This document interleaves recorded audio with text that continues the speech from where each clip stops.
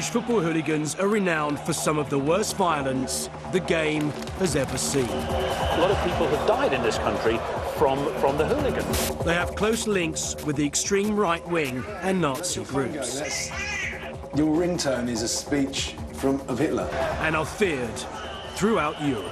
It really is like martial law has been declared. It's that threatening. I've travelled here to Krakow in Poland to find out why it's such a problem and to come face to face with some of the most violent fans in the business.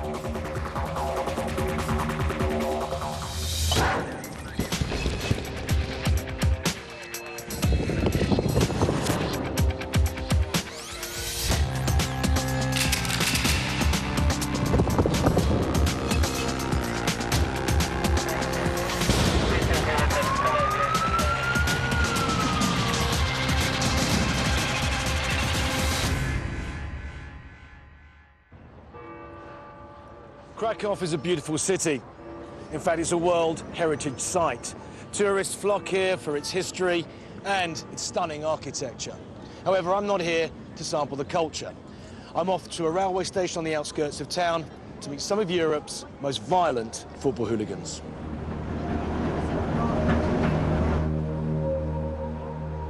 I'm about to get my first taste of the problem here by joining an elite squad of riot police. They're going to make sure that any violence here is immediately stamped out. There's some 300 guys tooling up right now to go to the football match. They've got shotguns, tear gas, batons. They're all wearing body armour. They look more like they're about to invade a country rather than actually police a football match. The visiting Lech Poznan supporters have such a reputation for trouble that they will be met on the outskirts of the city and escorted all the way to the ground.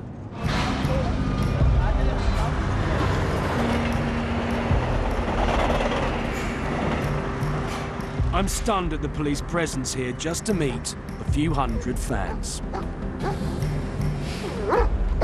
Today, one of the local Krakow teams, Wisła Krakow, are playing Lech Poznan.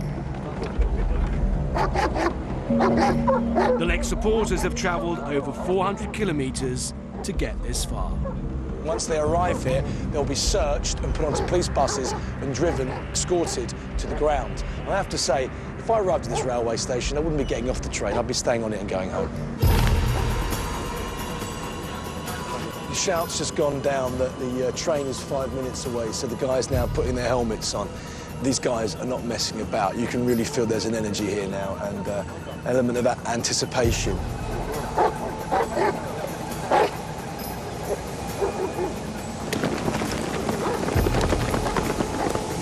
The train you've been waiting for some time has finally arrived. These supporters have been on that train for 5 hours.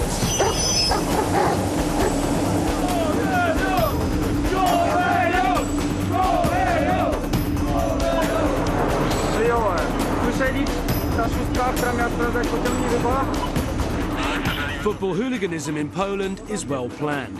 Amongst the ordinary supporters are the hardline leaders and organisers who coordinate the violence.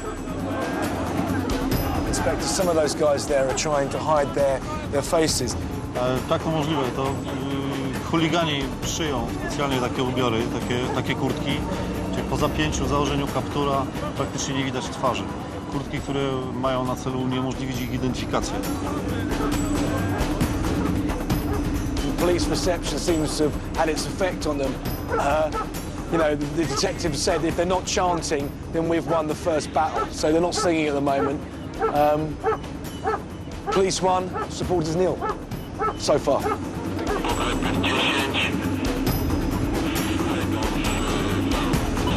Przechodzić do przodu i do końca, panowie.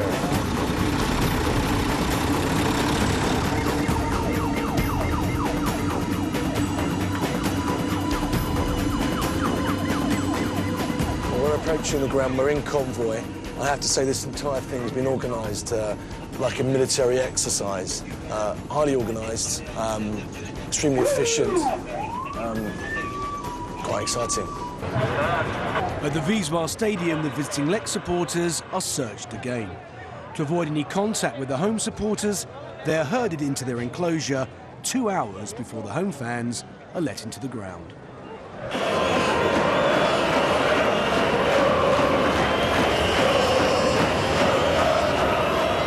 The security is so tight that once inside the ground, the Lech supporters are caged in and surrounded by high fences and private security.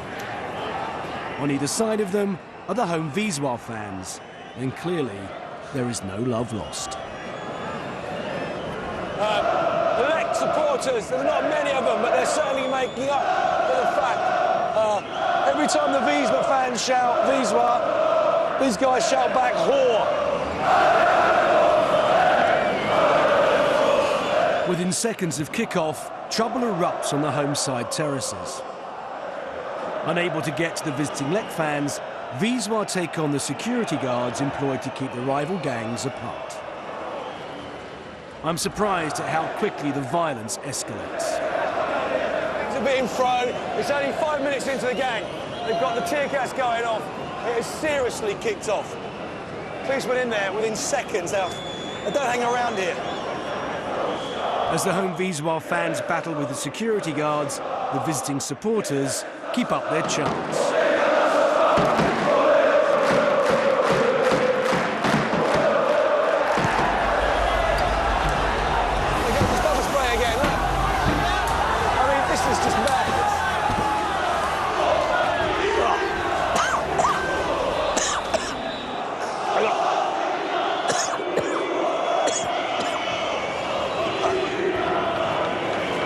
I can't see.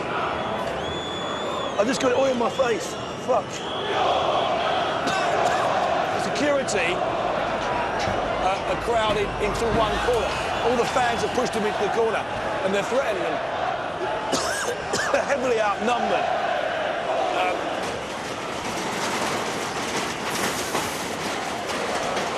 They aren't here. It's about kicking off the other side. Now look. Fucking hell.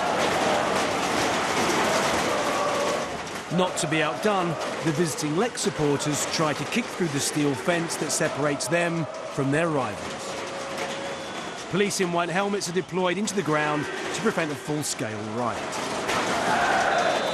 Well, the football stopped for a period of time because the Lech fans nearly pushed that wall down. And I would say no security, don't look like there's enough of them because heavily outnumbered by the fans here.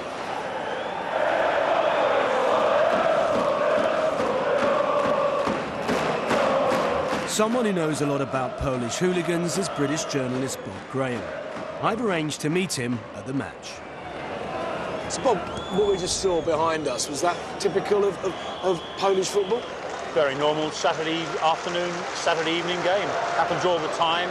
It's traditional tribal, traditional rivalry, hatred, and you see from the use of the batons that the police use how much hatred is felt between one team and the other, and they're getting in the middle of it all. We've had a hooligan problem in the UK for many, many years. How hard are these guys? How do they rate? They are hard in terms of the destructiveness of them. They hurt people, they stab people. There are a lot of people who've died in this country from the hooligans. But why has Poland got such a bad problem with hooligans? It's a phenomenon that goes back to the Second World War and then through the communist era. And to understand it, you need to go back to the post-communist towns that have been neglected and left almost to total neglect, where the only thing that a lot of young people have got is violence and hatred and this animosity between one another.